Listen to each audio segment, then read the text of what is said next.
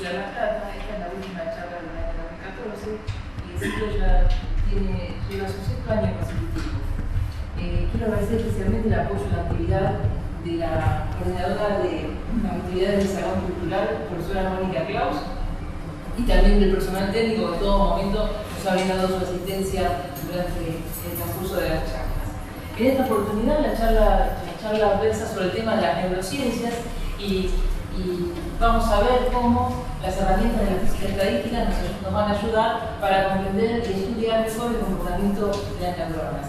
Para esto contamos con un experto en el campo, el doctor Fernando Montani. Fernando es doctor por la Universidad Nacional de La Plata y también posee un doctorado en el Imperial College de Londres sobre neurociencias. Es actualmente investigador de CONICET y también profesor de la Facultad de Ciencias Exactas de la Universidad Nacional de La Plata en el Departamento de Matemáticas. Su tarea de investigación la realiza en el Instituto de Física de Líquidos y Sistemas Biológicos que depende de CONICET y la Universidad Nacional de La Plata. El título de tu charla es Neurociencia buscando la simplicidad y la complejidad. Así que es un gusto tenerte con nosotros y espero que disfruten de la charla. Gracias, Marta. Bueno, antes de empezar, quiero pedirles disculpas si hago un poco de abuso de pasiones. Lamentablemente, una deficiencia que tengo es que lamentablemente no puedo contar ciertas cosas si en algún momento no pongo pasión. Pero bueno, no las miren, son solo como ayuda, mi ayuda a mi mente, ¿sí? Fíjense el título, que dice Neurociencia buscando la simplicidad y la complejidad. En realidad, ese título es un poco provocativo. ¿Por qué? Porque en las ciencias biológicas es todo extremadamente complejo, terriblemente complejo, a tal punto que los biólogos, médicos y la gente de ciencias biológicas, sus investigaciones se basan en cosas muy detalladas, en buscar los pequeños detalles y los pequeños cambios, ya sea en la dendrita, en las espinas dendríticas, etcétera, etcétera, etcétera. Y justamente lo que intentamos hacer los físicos es algo muy diferente, es buscar algo simple que nos permita, de alguna manera, modelar o describir el comportamiento de un determinado sistema. Entonces, obviamente, para la gente de biología puede ser un poco provocativo. Bueno, empecemos por la investigación que hizo algunos años un señor, un médico llamado Sidney Brenner, que esta persona se pasó un par de décadas estudiando el gusano elegans. ¿Y por qué cuento esto? Porque este gusano tiene alrededor de 300 neuronas en todo su sistema. Tiene 1 milímetro de longitud y se mueve 1 milímetro por segundo. Con esas 300 neuronas tiene alrededor de 7.000 interconexiones entre esas 300 neuronas. Y fíjense que con este pequeño gusanito de 1 milímetro de longitud nos llevó alrededor de 2 décadas a hacer el mapeo de neuronas o de interconexiones del gusano, que es el que está acá. Ahora bien, lo bueno es que recientemente se anunció que se produciría el primer elemento de vida artificial a través de este gusano, el cual dicho sistema de network se pondría en un robot y las personas podrían comprar el pequeño gusano elegans como un elemento de vida artificial. Hay gente que sueña con la idea de la inmortalidad. ¿Qué significa? Que nuestro cerebro pueda ser puesto, todo el network que tenemos de neuronas, en una computadora y que de alguna manera eso inmortalice vidas. Ahora, ¿esto es posible? ¿O es solamente algo, un elemento de ciencia ficción? Hasta acá tenemos 2 décadas, bastante recientes. Vamos al cerebro humano. En el cerebro humano, en 1 milímetro cúbico, hay 100.000 neuronas. ¿Sí? Recuerden que en el gusanito había 300 neuronas. Y de esas 100.000 neuronas se estima que hay 100.000 millones de conexiones. ¿Sí? Y el cerebro humano tiene 1.000.000 de milímetros cúbicos. Entonces esa idea de inmortalidad, considerando que tardamos 2 décadas en reproducir el patrón de conexiones del gusano Helios, es posible para el ser humano. Y la verdad es que lo más probable es que no tengamos tiempo físico realmente para cumplir el sueño, entre comillas, de inmortalidad. Y ahora vamos a ver varias razones. Entonces, lo que podemos decir es que si el cerebro fuera lo suficientemente simple para entenderlo, es que entonces nosotros seríamos demasiado simples para entenderlo. Es decir, que algo está fallando. Lo cual, bueno, de alguna manera nos pone otro tipo de desafíos. La neurociencia teórica es una disciplina que ha crecido muchísimo durante los últimos años, especialmente en los departamentos de física, departamentos de matemática, departamentos de computación. Ha habido un influjo muy grande de jóvenes que se vuelcan al estudio de neurociencias computacionales.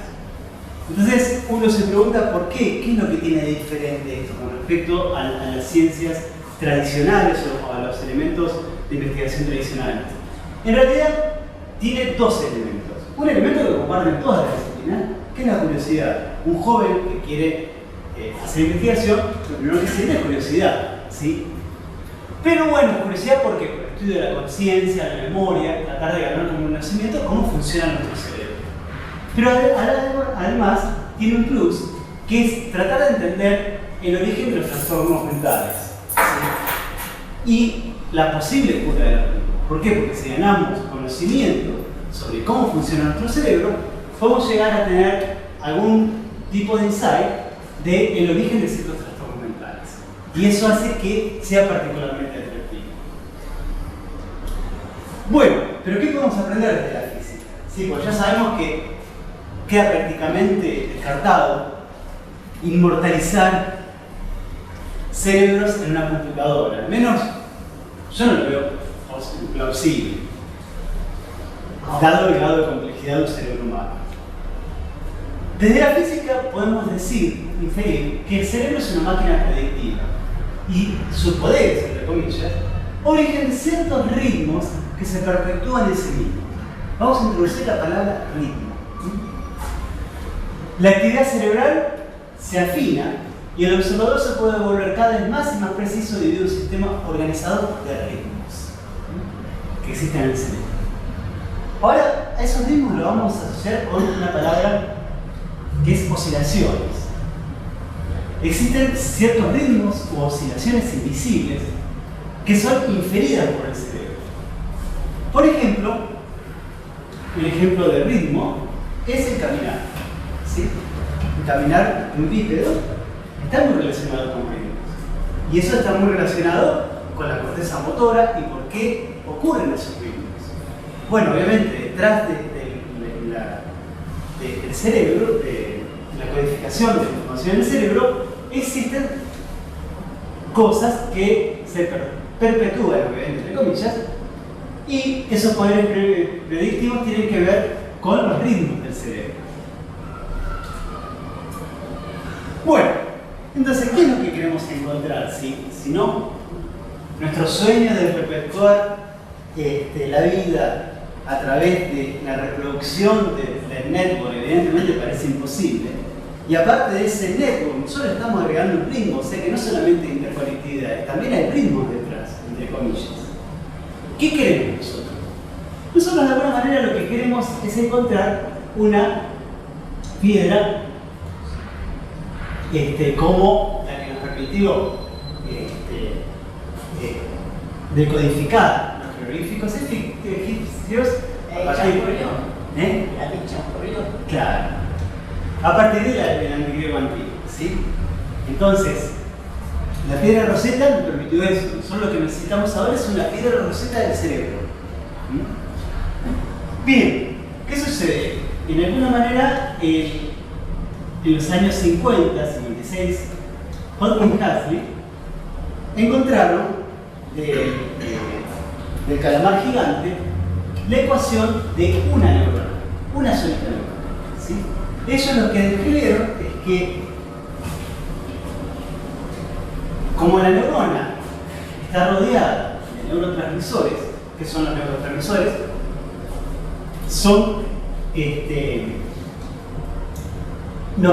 estos neurotransmisores son como la serotonina, dopamina, etcétera, etcétera, que por ejemplo nosotros los encontramos en comidas o en dulces, etcétera, etcétera. Lo que hacen esencialmente es abrir los canales iónicos. Las neuronas están rodeadas de iones, cargados positivamente y negativamente, que, de acuerdo al tipo de neurotransmisores que haya en su entorno, van a abrir o cerrar esos canales iónicos. Bueno, esta gente, Hutchinson y Huxley, ganaron el primer Nobel justamente por encontrar cuál es la ecuación que gobierna a esos canales iónicos y el potencial de membrana de la célula. ¿Sí? ¿Qué sucede? Cuando la célula está en reposo, la misma se encuentra en un potencial de reposo negativo.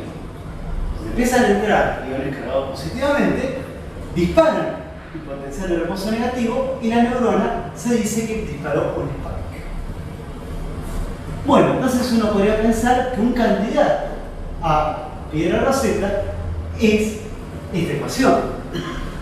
Pero esa forma de pensar es realmente muy incompleta, porque justamente esto es solamente para una neurona. Y ya dijimos que el gusano elegans tiene 300 neuronas con 7000 interconexiones, y que un cerebro humano, en un milímetro cúbico, tenemos 1000 millones de interconexiones.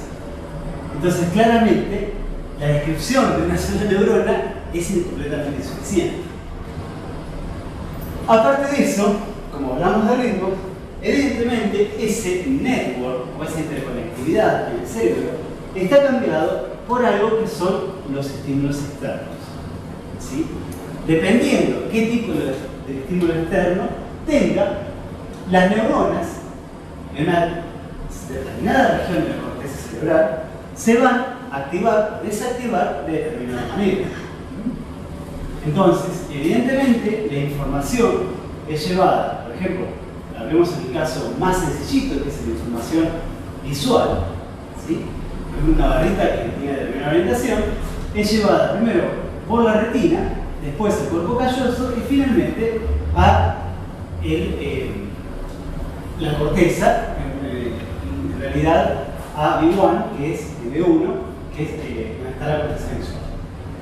Entonces las neuronas se van a activar o desactivar dependiendo, en este caso, de la orientación de la vareta. Quiere decir que esos networks no son algo fijo, ¿sí? No es como uno tiene una radio y en definitiva las interconectividades que hay en una radio o una computadora están completamente fijas, ¿sí? Acá la cosa es un poquito más compleja. Dependiendo de cómo es el estímulo externo, ¿sí? Esas interconectividades pueden variar. Eso nos dice que a nosotros como físicos existe algo que se llama dinámica. Entonces, la palabra dinámica motiva a los físicos a meterse en ese tipo de cosas, físicos, matemáticos o informáticos, ¿sí? Ahora, ¿cómo lo representamos esto? Y bueno, dependiendo del tipo de estímulo que yo ponga, externo, las neuronas van a variar su interconectividad. En particular, uno esperaría que dos neuronas que comparten sus campos receptivos, ¿sí?, tengan una cierta tendencia a disparar de manera sincronizada o al mismo tiempo. Entonces, cuando hablamos de piedra roseta, esa piedra roseta claramente tiene que estar de alguna manera relacionada con el número de esos disparos que producen las neuronas, pero también con la estructura de los disparos de cada una de las neuronas, estructura temporal me refiero, y la correlación que existe entre los disparos para cada una de las neuronas vecinas. Bueno, entonces, resumiendo, en la corteza tenemos un grado de complejidad extremadamente alto. Obviamente, haberle puesto simplicidad, buscando simplicidad a la complejidad es una manera de provocar, nada más que eso, pero bueno, de una forma que tenemos en lo físico, tratar de buscar una representación simple de un sistema. Pero bueno, la corteza cerebral no se reduce solamente al maestro de la orquesta, que es el cerebro, sino que también tenemos un sistema límbico, los ganglios de la base y el tronco cerebral, que nos remonta a los dinosaurios. Y eso es lo que ayuda o permite que nuestro corazón lata, que podamos caminar, etcétera, etcétera. Cada neurona está compuesta por un axón, dendritas y canales biónicos. Existe un potencial de reposo de la membrana, como ya lo dije, que es negativo, y si entran suficiente cantidad de iones cargados positivamente, se dispara un potencial de acción. Existe una palabra clave que se llama el periodo refractario, que es cuánto tiempo pasa para que la neurona vuelva a disparar. Estas iones son sodio, potasio, cloro y calcio. Bueno, esta es la forma típica de un spike, sin un potencial de acción, está cargado negativamente, y si entra la cantidad adecuada, mejor dicho, si tenemos los neurotransmisores adecuados, pueden ser dopamina, GABA, serotonina, ninefina, en el entorno, eso va a hacer que los canales iónicos se abran y que la neurona pueda disparar un impacto. ¿Por qué nombro los neurotransmisores? Justamente porque ellos son responsables en gran parte de algunas enfermedades. Por ejemplo, ustedes sabrán que las personas que consumen cocaína son en realidad adictos a la dopamina. ¿Sí? ¿Por qué? Porque justamente lo que hace la cocaína es que haya una gran cantidad de dopaminas generadas y esa sensación de placer produce una adicción. Y bueno, lo mismo se da con este otro tipo de neurotransmisores, los GABA, que están relacionados justamente con el consumo de marihuana, y la serotonina, que justamente tiene que ver justamente con los estados de paranoia. Bueno, independientemente de eso, fíjense que pequeños cambios en neurotransmisores pueden producir cambios de conducta en las personas. Ahora, ¿cómo un electrofisiólogo se la arregla para armarse un pequeño mundo y describir la biofísica o la electrofisiología que hay detrás de eso? Bueno, lo que hace es un patch clamping, pone el electrodo en distintos lugares de la neurona. Puede ser afuera de la neurona, en el soma o cerca del axón. ¿Sí? Y dependiendo de dónde la ponga, va a medir o bien el número de spikes, hacer un counting, o medir toda la señal, también teniendo en cuenta la interconexión entre nuestros neuronas. Bueno, ¿por qué yo hablé de ritmos del cerebro? Bueno, justamente la hipótesis central de la neurociencia teórica, los físicos obviamente, los matemáticos de ciencias computacionales, es que el cerebro calcula. ¿Qué significa calcular? Se acepta que el cerebro es un sistema dinámico complejo cuyas variables de estados codifican la información del mundo exterior. Es decir, no solamente hay un network, sino hay una dinámica, que es lo que lo vengo repitiendo desde hace un ratito. Por lo tanto, el cálculo es igual a codificación más dinámica.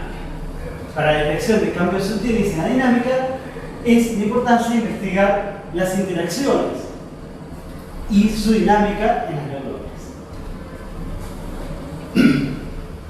Bueno, desde el punto de vista de teoría de sistemas dinámicos, uno puede encontrar una analogía, y describir toda lo que es un sistema neuronal con palabras de sistemas dinámicos. No sé obviamente cuán familiares están ustedes con sistemas dinámicos, pero esencialmente el disparo de un spike no es más que la ocurrencia de una bifurcación del reposo a la actividad de disparo. Y es justamente el equilibrio entre el ruido, las corrientes dinámicas y las condiciones iniciales lo que determina el diagrama de fases de las actividades neuronales. Lo bueno es que para los físicos nosotros podemos describir toda la dinámica de una neurona a través de 4 tipos de categorías de bifurcaciones. Las integradoras o resonadoras, monoestables o biestables. Sé que suena como una palabra hueca, porque si no conocemos la teoría del sistema dinámico es bastante difícil, es imposible entenderlo. Pero bueno, para que se den una idea, justamente uno puede abstraerse matemáticamente y describir estos sistemas de neuronas como sistemas no lineales o sistemas dinámicos, en donde podemos describir los tipos más importantes, computacionalmente hablando, de neuronas que existen en un cerebro, en la corteza. Entonces es justamente a través de la descripción de cómo se transporta la información más dinámica que podemos empezar a hacer trabajos de investigación serios sobre el cerebro. Fíjense que, por ejemplo, Ramón y Cajal, en sus primeras investigaciones, él lo que hacía era agarrar pedazos de tejido muerto, ponerlos en el microscopio, pero Ramón y Cajal fue extremadamente inteligente y él se dio cuenta que evidentemente en ese tejido muerto había transmisión de información, y esa transmisión de información era información eléctrica. Qué mente brillante fue la de Ramón y Cajal para darse cuenta de eso. Bueno, nosotros obviamente tenemos más elementos que Ramón y Cajal y podemos no solamente disfrutar de tener un montón de herramientas computacionales para simular con respecto a las neuronas, sino también de tener acceso a ciertas grabaciones neurofisiológicas. Cuando uno, por ejemplo, utiliza diferentes orientaciones de barritas y uno pone un electrodo en la corteza visual de un animalito, puede ser un ratón o puede ser un mono, lo que va a ver es que dependiendo de la orientación de la barrita va a ser cómo dispara una determinada neurona con una elegida elaboración. Pero eso no solamente se extiende a la corteza visual, también pasa lo mismo cuando uno considera la corteza motora. ¿Qué significa? Si yo estoy moviendo mi brazo para agarrar un objeto, efectivamente, dependiendo qué región de la población agarré en la corteza motora, que se llama usualmente F1, va a ser mi respuesta poblacional. Entonces estos son lo que se llaman las curvas de tuneo o de afinado de las neuronas, cada neurona individual. ¿Qué herramienta utilizamos? Bueno, yo ya le dije que nosotros los físicos vamos a tomar ventaja de 2 cosas: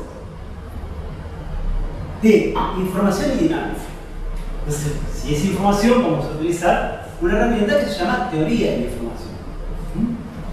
Y para dinámica, justamente, vamos a utilizar sistemas sobresimplificados o minimales que nos permiten describir ese network de neuronas interconectadas y esa ecuación muy complicada que yo les puse al principio, que es la ecuación de Hartley-Hasley, y simplificarla con una ecuación mucho más chiquitita, más sencillita, que nos describa esencialmente lo mismo, pero desde la perspectiva del sistema dinámico.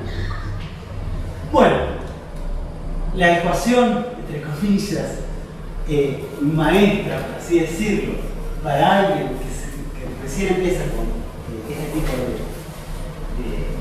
de trabajo, de investigación, es la ecuación de información mutua. ¿Sí? La información mutua caracteriza esencialmente la reducción de la incerteza o incertidumbre que uno tiene sobre un estímulo, que puede obtenerse la observación de un simple ensayo de una respuesta neuronal. ¿Sí? Estos son entropías. Esta es entropía de respuesta y esta es entropía de una determinada respuesta con respecto a una determinada respuesta. ¿Por qué es muy importante esto desde el punto de vista biológico? Porque esta ecuación, por más inocente que parezca, nos permite saltar a unas cuestiones que son muy biológicas, que son la sinergia y la redundancia. ¿Qué es sinergia y qué es redundancia? Cuando uno tiene un grupo de neuronas, si las neuronas se comportan como sistemas no lineales, pero de forma que toda la información que transmiten sea mucho mayor o menos que la suma de informaciones individuales de cada neurona, entonces hablamos de un sistema sinergético. Por el contrario, si las neuronas como un sistema no lineal, como un todo, transmiten la información de forma mucho menos ineficiente, decimos que es un sistema redundante. Allá por los 90, todos los modelos, la gente que hizo famoso en neurociencias teóricas o neurociencias computacionales, se hizo famosa con sistemas lineales. Maravilloso, porque uno venía y decía las neuronas se suman nada más. Entonces, no había física detrás. Hasta que en algún momento dijo, no, evidentemente son sistemas claramente no lineales, la transmisión de la información no puede sencillamente ser la suma de las informaciones de cada una de las neuronas. Y esto nos abrió un montón de puertas a gente desde la ciencia. Bueno, a esto se lo voy a contar, no se asusten por el inglés. Sencillamente lo que hay acá es una idea de que la información de todo el ensamble de neuronas, o sea, cuando uno mira las neuronas como un todo, como un sistema no lineal, ¿sí? Se puede separar esencialmente en 4 términos. Un término que contiene esa información lineal, que es, o sea, como si cada una de las neuronitas fuera independiente, y un término que tiene en cuenta las correlaciones entre las neuronas, ¿sí? Hay correlaciones que son dependientes del estímulo, de los estímulos externos y del promedio. Y un término que es esencialmente redundante, que tiene que ver con la similitud de los inputs de las señales de cada neurona. Bueno, el problema que uno tiene acá es que justamente cuando uno trabaja con datos neurofisiológicos, el número de ensayos que existen de esas grabaciones de disparos, spikes neuronales, es justamente finito. Entonces, la estadística que se puede hacer está limitada. Realmente, cuando uno quiere encontrar la probabilidad de distribución, esa probabilidad de distribución puede sufrir de serias desviaciones. Entonces, ¿cómo uno soluciona ese tipo de cosas? Bueno, hubo gente que se ha dedicado esencialmente a encontrar predictores bayesianos que esencialmente lo que hacen es generar una distribución uniforme de entropías que nos remueven completamente la dependencia del tamaño de la muestra. Esto es lo que hacemos nosotros. Es una técnica que ha desarrollado gente de mecánica estadística y esencialmente nos permite, dado cierto número de experimentos, reducir los problemas que puedan existir debido a el número finito de datos.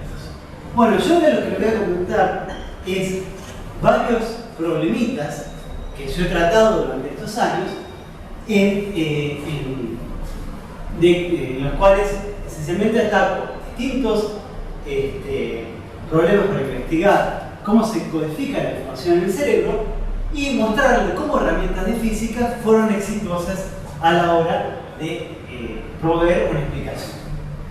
En este caso, lo que les voy a contar que hay acá son esencialmente alrededor de 140 o 150 pares de células de la corteza visual de mono macaque, ¿sí? Entonces, lo que está haciendo el monito es viendo distintos tipos de orientaciones de barritas, como están acá, y distintos tipos de contraste, ¿sí? Más y menos contraste, como cuando teníamos el televisor blanco y negro, hace muchos años. Entonces, lo que se quería ver acá era por qué, si en la corteza visual del mono macaque existe y las neuronas están altamente correlacionadas, ¿por qué no existe un grado de sinergia extremadamente alto? Bueno, aplicando todas estas técnicas que yo les comenté de la información, lo que vimos fue que casualmente el mono macaque es extremadamente sensible a las orientaciones de las barritas, pero no al color de las barritas. Entonces, evidentemente, eso tiene que ver con algún mecanismo evolutivo que nos dice que el monito se preocupa porque hay un animal que se mueve, no porque los animales cambien de color, ¿sí? Y bueno, que igual es completamente lógico. Entonces, son los estímulos externos lo que le permiten a las neuronas, a las poblaciones de neuronas, volverse sinergéticas. Y en principio, las mismas disfrutan de tener una tolerancia a la falla. Es decir, cuando están funcionando sin estímulos externos, son completamente tolerantes a fallas. Pero cuando le pongo el estímulo externo apropiado, las mismas se vuelven súper eficientes desde el punto de vista que se vuelven sinergéticas. Eso es como un ejemplo de uno de los trabajos que hicimos. Pero bueno, esto yo siempre hablé de modelos de pares. Lamentablemente, los modelos de pares nos permiten explicar muchas cosas, pero a la hora de considerar poblaciones de neuronas mucho más grandes, estos modelos de pares, que nosotros solemos llamar modelos de Ising, en la jerga de físicos, no funcionan. ¿Por qué? Porque los inputs que tienen las neuronas van mucho más allá de los órdenes estadísticos de pares. Entonces, lo que nos empezamos a preocupar es por tratar de ver cómo reconstruir esos órdenes mayores que 2 en el caso de que existan neuronas supercorrelacionadas. Entonces, desde el punto de vista estadístico, lo que uno dice es que tiene una probabilidad de distribución y que esa probabilidad de distribución es distinta del producto de las probabilidades individuales de cada una de las neuronas. ¿Sí? O sea, lo que uno quiere construir es una probabilidad de distribución que tenga en cuenta absolutamente todas las correlaciones de todos los nosotros. Obviamente eso es algo extremadamente complejo. Bueno, gracias a la ayuda de matemáticos, uno puede encontrar un espacio estadístico que permite tener en cuenta las correlaciones de todos los órdenes, para lo cual uno define que los marginales de probabilidades son perpendiculares, entre comillas, a las correlaciones, y para testear esa idea, esencialmente lo que hice fue agarrar unos recordings que había de ratoncitos, en este caso no son monos, sino son ratoncitos, en los cuales lo que se les mueve es el bigote. Si se le pone se le engancha el bigote, se le mueve a distinta velocidad el bigote y se ve cómo disparan las poblaciones, los clústeres de neuronas, bajo distintos estímulos. Estos estímulos son las distintas velocidades a las cuales se mueve el bigote. Sí, ustedes saben que, contrariamente a lo que se cree, los ratones son extremadamente inteligentes, ¿sí? Y obviamente proporcionan al número de neuronas que tienen, el tamaño del cerebro. Y bueno, la idea es ver si en este caso esa idea de que los pares no alcanzan es esencialmente contrastada o no.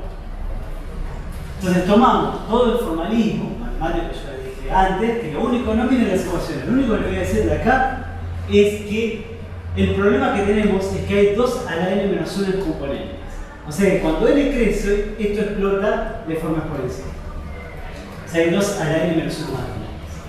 Y esto nos pone en serios problemas, en el sentido de que si a medida que n crece, o sea, el número de neuronas crece, el número de grados de libertad que tengo explota.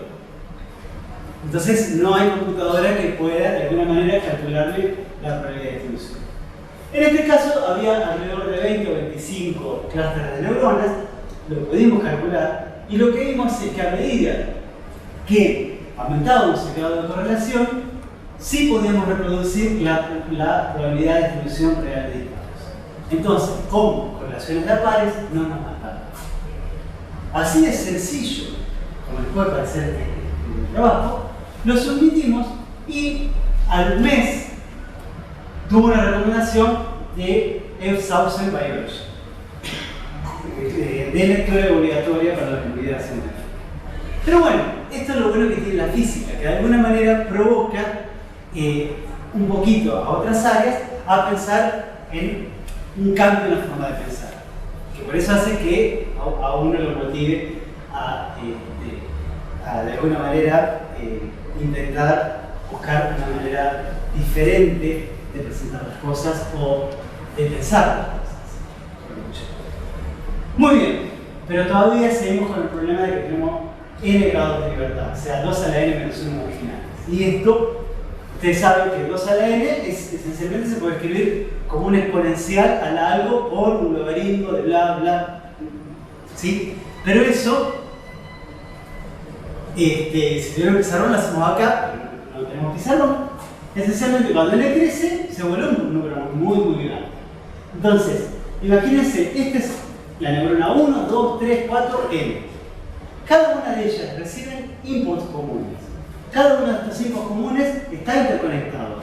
Y la estadística que hay entre cada uno de ellos no es una estadística de a pares. Cuando uno piensa en una estadística de a pares, uno piensa en la primera distribución que le viene a la mente, que es una estadística o una distribución gaussiana. Justamente, si uno considerase un número muy, muy grande de neuronas, uno se ve forzado a pensar en un teorema de matemática que se llama el teorema del límite central, que me garantiza que la distribución de probabilidad de cualquier cantidad medible es una distribución gaussiana normal siempre que tome un número suficientemente grande de variables aleatorias independientes. Pero obviamente, estas no son unas variables aleatorias independientes. Entonces, para solucionar ese problema, lo que uno hace es tomar la matemática que basa un poquito más allá de la estadística del teorema del límite central y uno toma lo que se llama el teorema del límite central extendido. Entonces, de alguna manera, deforma esa gaussiana, ¿sí? De forma de tener en cuenta la correlación entre todos los inputs de las neuronas. Bueno, hicimos un montón de cálculos, de hipótesis, que son ciertamente muy fuertes. No miren las cuentas, pero déjenme solamente destacar la elegancia de esta ecuación, que sencillamente lo que me habla es la probabilidad de distribución de disparos de tener n neuronas correlacionadas. Y aunque suene chino básico, lo bueno de esto es que cuando nosotros reducimos completamente el ruido externo, nuestra distribución se reduce a la probabilidad de distribución que uno tendría en el caso en el cual los inputs sean solamente de a pares. Entonces, bueno, ¿qué ganamos con todo esto? Que podemos describir la neurofisiología a través de un solo parámetro. En realidad son 3 parámetros, uno que es el valor medio, la varianza y un parámetro, que es este parámetro de acá, que nos permite tener en cuenta las correlaciones mayores que los pares. Entonces, a medida que aumentamos el número de correlaciones, que viene dominado por ese Q, nuestro sistema se mueve a un sistema más correlacionado. Bueno, ¿por qué? A pesar de que esto es un sistema de juguete, esto puede resultar interesante. Resulta interesante porque uno de los casos más estudiados desde el punto de vista de biofísica es el sistema en el cual las neuronas están coindicentes y después empiezan a disparar. Es decir, que están completamente silenciosas y de pronto producen cascadas de disparo. ¿Por qué? Porque es lo que usualmente se trata como un sistema crítico. Ese sistema crítico queda completamente descrito en este tipo de modelaje matemático. Justamente, fíjense que cuando uno toma solamente interacciones de pares, el sistema pasa de un estado de estar completamente dormido a un estado de estar disparando, y si aumenta el grado de correlaciones, eso justamente lo que produce es un alto grado de sistemas correlacionados que tiene que ver con esos sistemas críticos que usualmente se estudian en biofísica.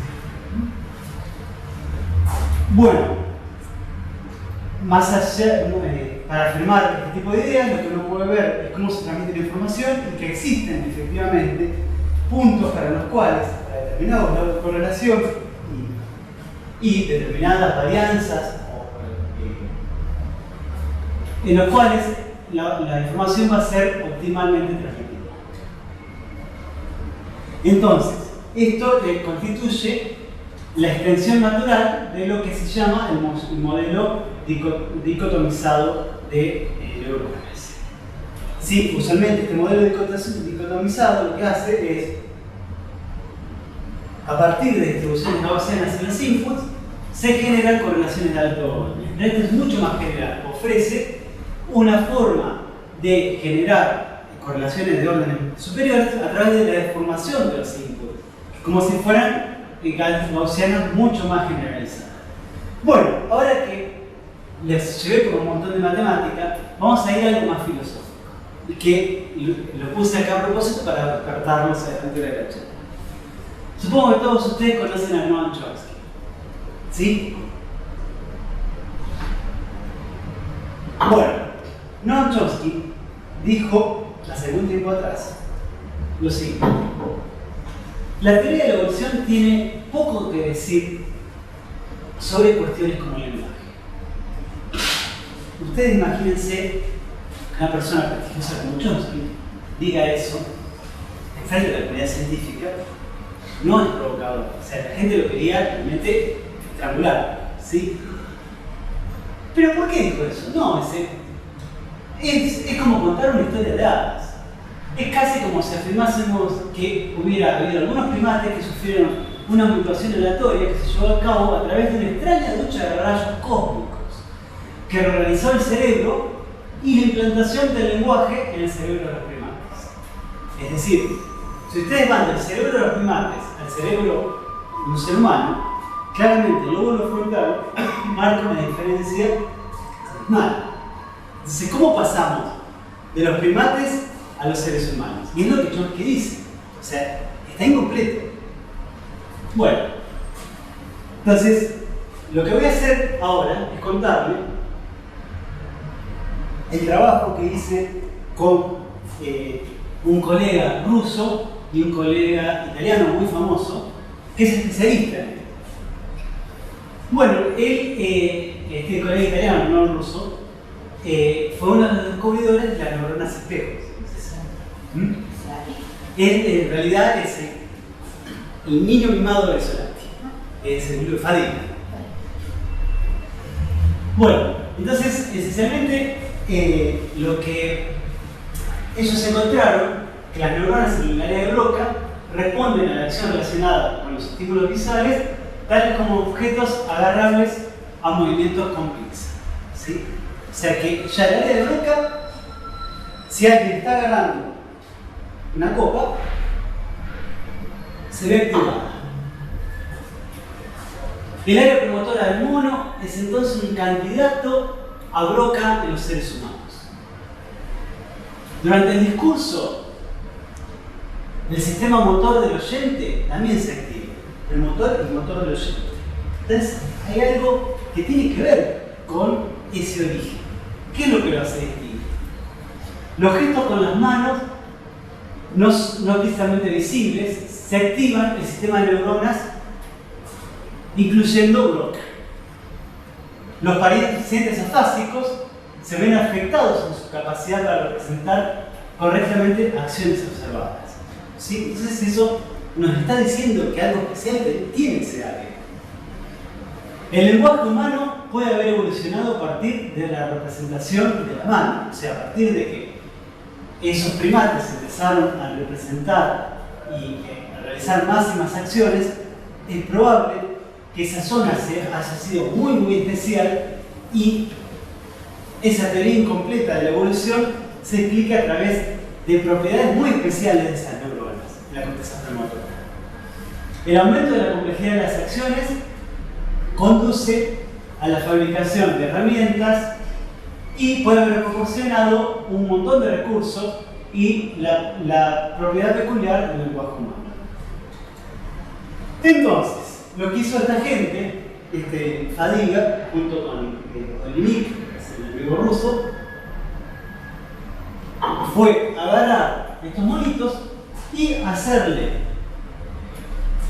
ciertas acciones que estaban relacionadas con agarrar objetos, pero a la vez con ver ese determinado tipo de objetos.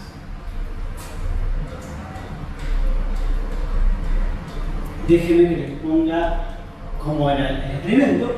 Especialmente el monito lo que hace es abrir una puertita, ¿sí? Y buscar comida, porque obviamente se lo deja un tiempo hasta que tenga necesidad de comer algo, y bajo distintas condiciones visuales. Oscuridad, luz, oscuridad con un flash antes de tocar y oscuridad con un flash en el momento de abrir la puertita. Entonces, lo que se hace es ver cómo reaccionan las neuronas en la corteza premotora y motora. Sí, son dos áreas completamente diferentes. ¿Por qué completamente diferentes? Porque lo que uno espera es que la corteza motora esté más relacionada con una cuestión muscular, ¿sí? Con una cuestión más de, entre comillas, equilibrio. Mientras que la corteza premotora tiene un feedback visual y aparte un feedback motor. Y el candidato a la evolución hacia el área de Broca es esta de acá. Y una manera de tratar de mostrar que eso fue así fue utilizando nuestras herramientas de teoría de la información. Entonces, lo que se hace es tomar determinadas ventanas temporales en las cuales el monito está agarrando el pedacito de comida y hacer un análisis primero de los clústeres de neuronas, ¿sí? Para eso se utiliza una técnica matemática que especialmente es como de analizar matrices, que se llama Singular Value Decomposition, y una vez que se terminan los clústeres, la idea es utilizar nuestra famosa teoría de la información. Lo bueno es que la teoría de la información nos permite de alguna manera discriminar de forma natural las neuronas que pertenecen a F1 de las neuronas que pertenecen a F5, o sea, las motoras de las premotoras, solamente mirando a los componentes lineales de la información. Cuando uno toma el análisis de correlaciones entre las neuronas, lo que uno ve es que las neuronas en la parte premotora tienen una gran cantidad de sinergia, ¿sí? Y eso tiene que ver con el feedback visual. Eso no ocurre en las neuronas motoras. Las neuronas motoras pueden llevar más información por el hecho de que hay una cuestión cinética en el movimiento del brazo y claramente una cuestión muy relacionada con la musculatura, pero sin embargo, a nivel de correlaciones de lo que es sinergia, las que son realmente sinergéticas son las neuronas premotoras. Entonces, resumiendo, este tipo de análisis nos permite realmente afirmar que existe una estructura jerárquica y que esta estructura jerárquica y el papel generalizador de F5 resulta fundamental a la hora de lo que pueda haber terminado en el área de Broca en los seres humanos. Es decir, que F5 tiene de alguna manera una forma de generalización de la toma de posesión de un objeto.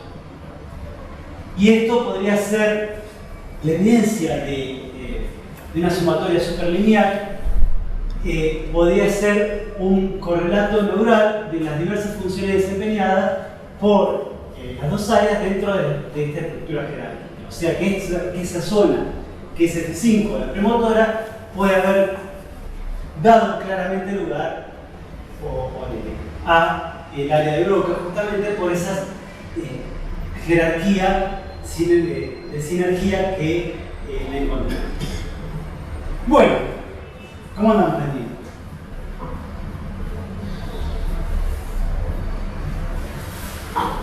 Fíjense, hasta ahora yo lo llevé a través de descripciones que tienen que ver con esencialmente teoría de la información y algunas ideas de sistemas dinámicos, a describir datos neurofisiológicos reales.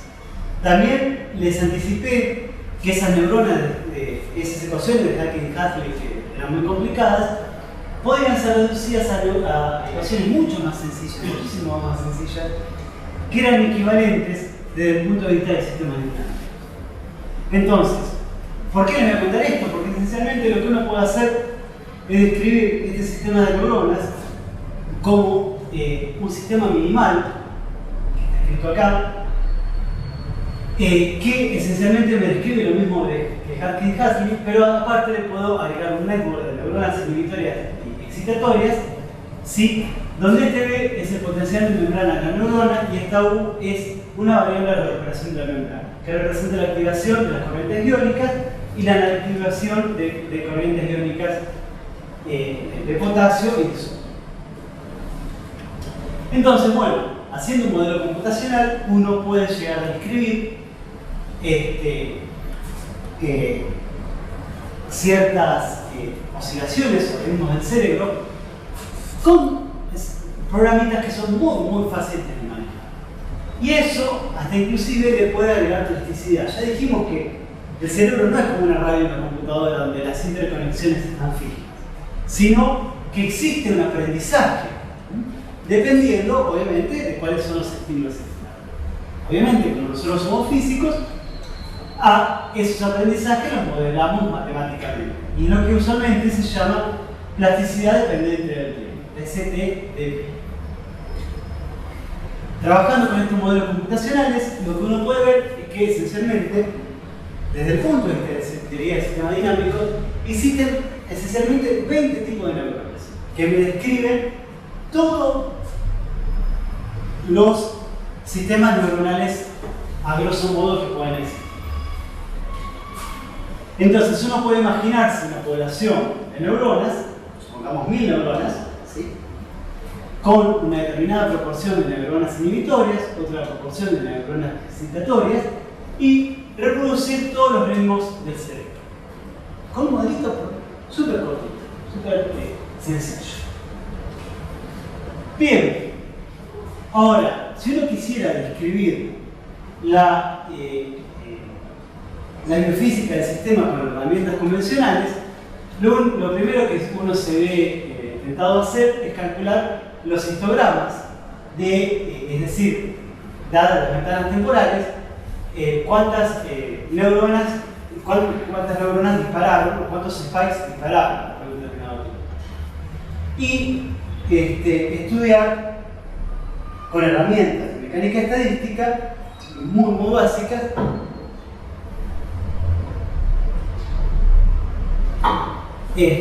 cómo describimos el sistema. Justamente es aquí donde entra la complejidad versus la simplicidad.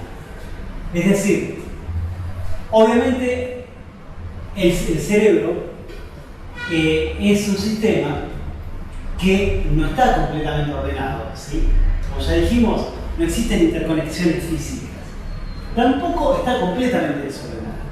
Es un sistema que está entre medio de ellos. Uno podría decir que probablemente tenga algo de caótico. Es por eso que debemos de alguna manera definir algo que nos distinga o nos cuantifique de forma física cómo distinguir lo simple de lo complejo. Entonces, uno esperaría un orden perfecto en un sistema que es, por ejemplo, que está regulado. Un completo desorden en un gas ideal, ¿sí? Pero claramente el cerebro no es ninguno de nosotros, ¿sí? Realmente existe plasticidad y esa plasticidad cambia. Entonces vamos a tomar medidas de complejidad sacadas de la mecánica estadística. No miren las ecuaciones, solamente créanme esto. Esencialmente lo que vamos a hacer es tomar como complejidad una medida estadística que es la distancia entre esa probabilidad de distribución que yo les contaba, que está completamente correlacionada, con respecto a la probabilidad de distribución que no está correlacionada, o sea, independiente, multiplicada por una normalización que tiene que ver con entropía. Bueno, entonces uno agarra la serie temporal, investiga los patrones ordinarios de la serie temporal de disparos. Bueno, acá no funcionó. y lo que puede ver es el grado de complejidad del sistema. Entonces, lo que tiene de bueno es que estudiando cómo se transmite la información con respecto a la complejidad, uno puede determinar cuáles son los grados de interconectividad optimales para determinados sistemas, entre comillas, de juguete o ficticios de ritmos neuronales. ¿Sí? Esto, obviamente, a nivel puramente computacional. Por más que parezca inocente, este sistema es extremadamente ambicioso. Porque si uno agarra esos 20 tipos de neuronas que está probado neurofisiológicamente que existen, y que de hecho los sistemas epilépticos o inclusive parkinsonianos viven entre medio de ellas, lo que uno puede hacer es un diagrama de fases en 3 dimensiones que tenga en cuenta esa cantidad que se llama complejidad de información y entropía, y ese 20 tipos de neuronas viven separadamente en clústeres. Entonces, si uno agarra datos neurofisiológicos del entremedio, uno podría bien utilizar técnicas de clústeres y ver cuánto de cada una de ellas tiene, ¿sí? Entonces, hacer una caracterización dinámica y a la vez dentro de la información de todo el sistema. Y esto es justamente lo que estamos trabajando ahora. Entonces, no es solamente importante desde el punto de vista teórico, sino también desde el punto de vista neurofisiológico, porque yo lo que espero ahora es agarrar, por ejemplo, datos de neuronas parkinsonianas y determinarlas en algún sector del espacio de fases. O datos de neuronas epilépticas y determinarlas en otro sector. Y de alguna manera que este tipo de diagrama tridimensional de fases me permita determinar todo el tipo de tejido que uno pueda tener. Y con eso ir a la pregunta original del origen de las enfermedades. Bueno, nuestra visión no termina ahí, sino que uno también podría determinar sistemas súper interesantes, como por ejemplo cuando uno tiene 2 áreas de la corteza que están ciertamente correlacionadas. No sé si han oído hablar que hay sistemas que de alguna manera anticipan la correlación. Es decir, dadas 2 regiones del cerebro, hay la región que está transmitiendo información a la otra, puede anticipar la sincronización a la otra región. Entonces, con este tipo de esquema, uno puede ver y determinar cuáles son los valores típicos de los delays en sincronización entre la región o área del cerebro que se comporta como la maestra y la región que recibe la información. Entonces, fíjense que este diagrama de fases nos va a permitir de alguna manera encontrar cuáles son los tiempos propios de los sistemas. Entonces, hasta acá podemos concluir que herramientas de teoría de la información junto con herramientas de sistemas dinámicos en el marco de la mecánica estadística nos permiten encarar programas muy ambiciosos de neurociencias teóricas y de alguna manera tratar de responder esa hipótesis original que nosotros teníamos de intentar entender el origen de ciertas enfermedades, ¿sí? Que es de alguna manera el plus que tiene este área. Y creo que bueno, acá yo los invito a que me pregunten. Obviamente tengo más para contar, pero la cosa se complica. Entonces, por ejemplo, uno podría en el futuro encontrar o desarrollar, obviamente en un grupo interdisciplinario muy grande, un tipo de software, ¿sí?, que me permita encontrar online la respuesta de determinado tipo de neuronas y ver en qué sección de los clústeres vive y determinar su grado de enfermedad o anomalía. O de gravedad. O de anomalía, ¿sí? Eso, digamos, desde el punto de vista físico e ingenieril, lo que es ciertamente muy importante es a la hora de si uno, obviamente, arma un grupo interdisciplinario con gente de ciencias computacionales, una persona puede dedicarse a desarrollar un software así y, por ejemplo, ayudar a una persona que tiene algún tipo de dificultad, supongamos motora, a que pueda mover objetos a través de la discriminación de determinado tipo de respuestas, ¿sí? Ese bueno, es el objetivo que ya han alcanzado en muchos países del primer mundo.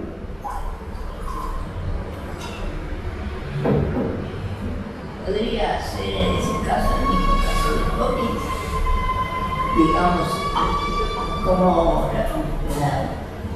la parte de computacional, de desarrollo de la cibernética, lo ha ayudado a él. Sí, seguramente ponerle a usar toda la tecnología. Pero a través de la física. En el fondo hay muchas disciplinas detrás. Una de ellas es la física. La física nos da un montón de herramientas. Física no lineal, mecánica estadística, teoría de la información. Pero obviamente, yo no podría hacer todo solo. Yo necesitaría gente de matemática, de física computacional, de computación, si uno quisiera agarrar un proyecto extremadamente ambicioso. Pero lo maravilloso de todo esto, ¿sabe qué? Que todo esto usted lo ha logrado a raíz de la cibernética, de la computación y el adelanto de la ciencia en ese sentido. Porque si no hubiera, digo yo, no sé, que no hubiera podido llegar a ser tan sutil y tan finito en su investigación si no hubiera sido con la ayuda de... Sí, hay muchas cosas. Por un lado, también hay muchos avances en las ciencias médicas que tienen que ver con el uso de cierto tipo de electrodos que antes eran imposibles. Y inclusive se está hablando de electrodos libres de ruido, utilizan nanotecnologías. Entonces, que los puedan poner en el cerebro y que lean las señales sin ruido. Pero bueno, tiene que ver obviamente con un montón de tecnologías nuevas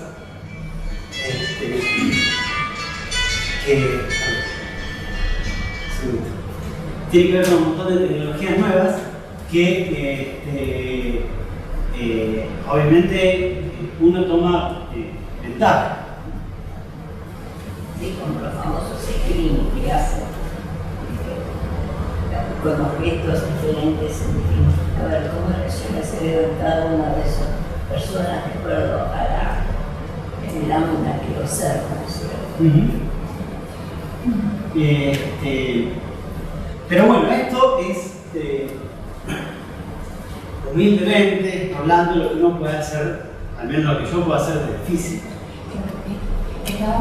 Yo soy especialista en neurocomunicación desde la parte lingüística, ¿sí? Y trabajo con acto educativo. Entonces, la verdad es que seguramente todos los que venimos de las ciencias sociales, ¿sí? Tenemos como el espacio necesario de validar los datos de otro tipo de investigación. Claro. Porque parece ser que simplemente lo que se ve y lo que funciona no está. Entonces, yo pensaba que Albert Bandura había tenido el mismo problema, porque Bandura habla sobre perdón, ¿no? Sí, no sé si molesta. Bandura hablaba sobre el aprendizaje vicario. Y esto es que simplemente viendo hacer, uno aprende. ¿Sí? Uno no le pone un manual al niño en la cuna que dice ese manual viejito y salimos hablando. No, el niño aprende a hablar y comer y todo. Digo, pero después cuando Rizzolatti con el equipo, lo que hacen es ver cómo ese monito, al ver tomar un maní, también empieza a notar cómo las neuronas espejo están haciendo que el mono aprenda o sienta o guste o vea a través del mismo ejercicio. Digo, todo esto de que encontremos entre cada uno de nosotros un área para validar el trabajo del otro, me parece que hace impensable trabajar sin el equipo. ¿Sí? Esto de que la ciencia tuya puede validar todos estos experimentos, comprobarlos. Entonces me parece genial, ¿sí? Me parece genial este apoyo que se puede dar entre todos. Sí, obviamente requiere tal vez un cambio que va a llevar un buen tiempo de visión y de alguna manera ciertas áreas se pueden de alguna manera interconectar con ciertas áreas de investigación. Hoy día, antes podía ser, pero hoy día los cambios son mucho más rápidos. Y la física es mucho más flexible. Sí, pero... Y digamos, en ese sentido hay una potencialidad gigantesca. Bueno, hay que manos a la obra. Seguro, se me ocurre que por ahí con este pantallazo que vos das, también lo que aporta es la posibilidad de que uno al ver se le disparen ideas, ¿no? Como la señora recién preguntaba si era esto o era aquello, cada uno de nosotros dentro de su cabeza, tal vez no solo tu exposición, sino las miles de exposiciones que tenemos dentro de nosotros. Así que gracias. La verdad es que fascina. Desde el punto de vista completamente opuesto a lo que uno está acostumbrado, que por lo general uno siempre se inclina más por la parte médica, ¿no es cierto? Científica, y descubrir el papel de otras ciencias, sobre todo la ciencia dura, la física, cómo se puede llegar a conocer o mínimamente a adivinar casi cómo funciona el cerebro. Es una opinión felicito, es una maravilla. Bueno, quedamos una